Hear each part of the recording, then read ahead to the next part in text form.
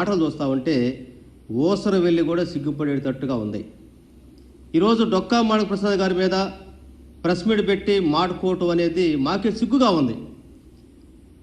ఒక సామాన్య కుటుంబం నుంచి వచ్చినటువంటి నీకు వైఎస్ కుటుంబం రాజశేఖర రెడ్డి గారు దళితులకు పెద్దపీట వేయాలని, ముఖ్యంగా మాదిగలకి రాజకీయ ప్రాధాన్యత ఇవ్వాలని చెప్పేసి నీకు రాజకీయ భిక్ష పెడితే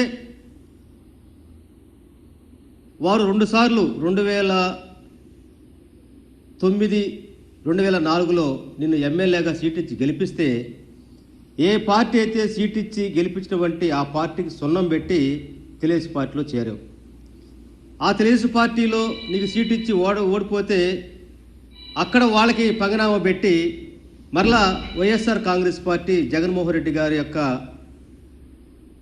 ప్రాపకం కోసం ఆ రోజు చంద్రబాబు నాయుడు విమర్శించి అనేక మందితోటి నువ్వు ప్రాధేయపడి నేను వైఎస్ఆర్ కాంగ్రెస్ పార్టీలో చేరతానని చెప్పి ప్రాధేయపడితే దళితుడు కదా, వెనకబడినటువంటి వర్గం వచ్చాడు, ఇలాంటి పెద్దవాళ్ళకి పదవులు ఇస్తే పార్టీ కూడా గౌరవం ఉండదని చెప్పేసి గౌరవ జగన్మోహన్ రెడ్డి గారు నీకు ఎమ్మెల్సీని కొనసాగించి ఒక రాజకీయ గుర్తింపునటువంటి రాజకీయ చైతన్యటువంటి గుంటూరు జిల్లాకు ప్రెసిడెంట్ చేస్తే నీ ఎమ్మెల్యే సీటు కోసం ఇంకా ప్రాధాన్యత కలిగినటువంటి పోస్ట్ ఇవ్వలేదనే దాంతో నువ్వు వైఎస్ఆర్ కాంగ్రెస్ పార్టీని బురదలేటువంటి సొంత పార్టీలో ఉంటూ సొంత పార్టీని బురదలేటువంటి ప్రక్రియ మొదలుపెట్టినటువంటి నేపథ్యంలోనే వైఎస్ఆర్ కాంగ్రెస్ పార్టీకి నువ్వు దూరం అయ్యావు. మరలా ఈరోజు తెలుగుదేశం పార్టీ అధికారంలోకి వచ్చినాక తెలుగుదేశం పార్టీ చంద్రబాబు నాయుడు గారి మెప్పు కోసం నువ్వు తెలుగుదేశం పార్టీలో చేరి జగన్మోహన్ రెడ్డి గారిని, వైఎస్ఆర్ కాంగ్రెస్ పార్టీని, సజ్జల రామకృష్ణారెడ్డి గారిని ఎంత ఎక్కువ తిడితే అంత నాకు పదవులు వస్తున్నటువంటి దాంతో నువ్వు నువ్వు నువ్వు విలేకరుల సమావేశాలు పెట్టుకుంటూ రకరకాలుగా మాట్లాడుతున్నటువంటిది ఆంధ్ర రాష్ట్ర ప్రజానికం మొత్తం కూడా గమనిస్తూ ఉన్నారు. అందరికంటే చంద్రబాబు నాయుడు గారికి నీ గురించి బాగా తెలుసు. ఎందుకంటే నువ్వు ఏ పార్టీకి ఎప్పుడు సేవ చేయలేదు, ఏ పార్టీలో ఎక్కువ కాలం కొనసాగలేదు, ఏ పార్టీకి నువ్వు జెండా పట్టలేదు. పని చేయకపోయినా కూడా నీకు పదవులు ఇస్తే నువ్వు ఎమ్మటే ఆ పార్టీకి పంగనామం పెట్టి నువ్వు బయటకు వచ్చినాక మరలా నువ్వు తిరిగి ఆ పార్టీలో చేరితే నీకు సిగ్గులేకపోవచ్చు.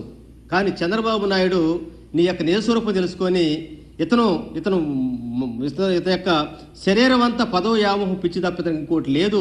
పైకి గాంధేయవాదులు అంటాడు, పైకి నాకు మనువాదం హిందూ భావజాలం ఉంటాడు తప్ప ఇతనికి ఎలాంటి ప్రజల పట్ల కానీ అదేవిధంగా వాళ్ళ యొక్క కులస్తుల పట్ల కానీ దళితుల పట్ల ప్రేమ లేదు. కేవలం పదవి వ్యామోహం అనేది గుర్తించి నిన్ను పక్కన పెడితే ఈరోజు పదవుల కోసం ఒకసారేమో జగన్మోహన్ రెడ్డి గారి దొంగ, జగన్మోహన్ రెడ్డి గారు విశ్వసనీయత లేదని చెప్పేసి అంటూ ఉంటారు.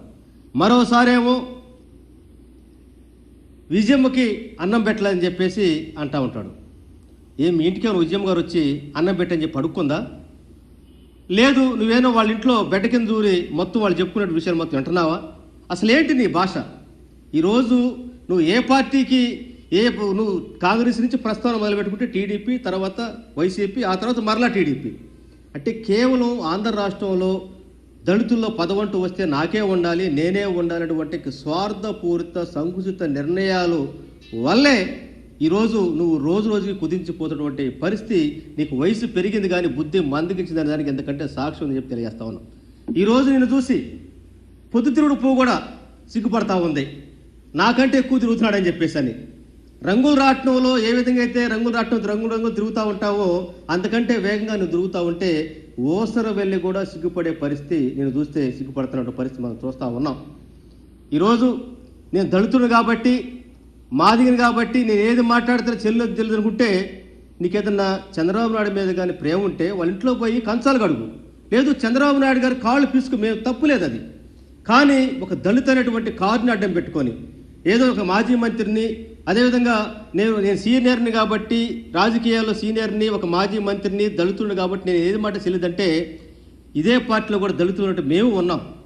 ఈ రాష్ట్రంలో దళితులను కానీ అణగారిన వర్గాలు కానీ మహిళలు కానీ గౌరవించి పెద్దపీట వేసింది వైఎస్ఆర్ కాంగ్రెస్ పార్టీ మాత్రమే.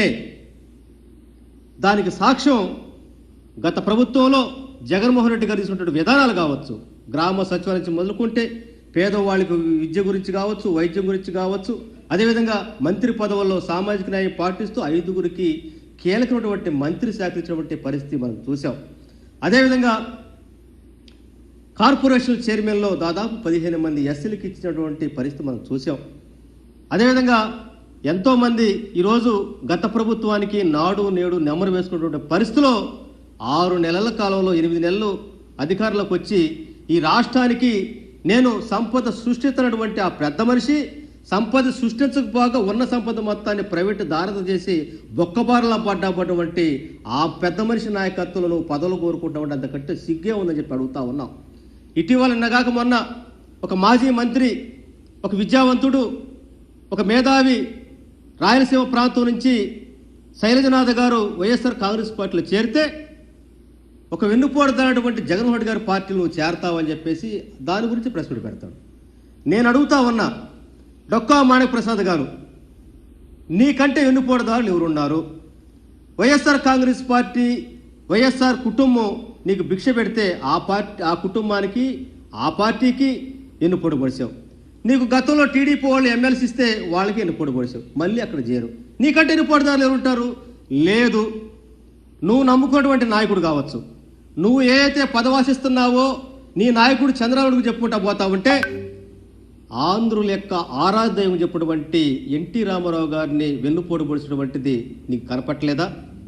వాళ్ళ కొడుకున్నటువంటి హరికృష్ణ గారిని, వాళ్ళ కొడుకున్నటువంటి జూనియర్ ఎన్టీఆర్ గారిని ఏ విధంగా అయితే పార్టీకి ఉపయోగించుకొని వాడుకొని వెన్నుపోటు పొడిచిందో నీకు అర్థం కావట్లేదా? నీకు తెలియట్లేదా?